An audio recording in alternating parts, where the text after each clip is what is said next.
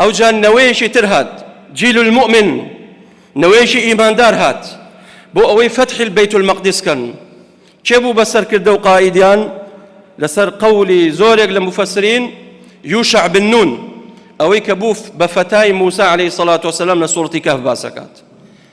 هەستا چوو فتحی بەیت المەقدسی کرد چونکە جیلێکە ئێستا ئامادەن بۆ ئەوەی فتح البەیت المەقدس کەن جیلێکی باوەڕدارن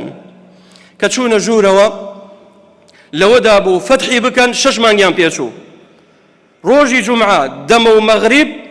لەوەدا بوو شوراکەیان بشکێن و قەڵاکەیان بەردەنەوە بچنە ژوورەوە بەڵام خۆر ئاوا بێت ئەکەونە ناو شەمەوە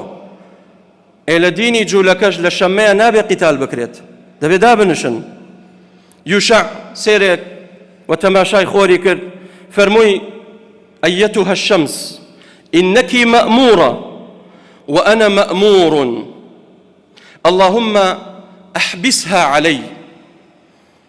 فرمووی تۆ ئەمرت پێکراوە کە ئاوا بیت نابێ بوەستیت و منش فەرمانم پێکراوە کەوا فتحی بەیت المەقدس کەم بەڵام ئەی پەروەردگار ئەم خۆرەمان بۆ ڕاگری هەتاکو فتحی بەیت المەقدس ئەکەین خوای پەروەردگار فەرمانی کرد بە خۆری ڕاگرت نەهێشت ئاوا بێتەوە هەتاکو یوشع فتحی بەیت المەقدسی کرد چوونە ژوورەوە